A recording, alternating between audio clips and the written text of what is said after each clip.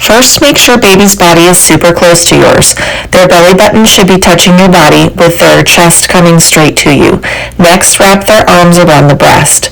Start with baby's chin on the breast, and when they open wide, pull your nipple straight into their mouth.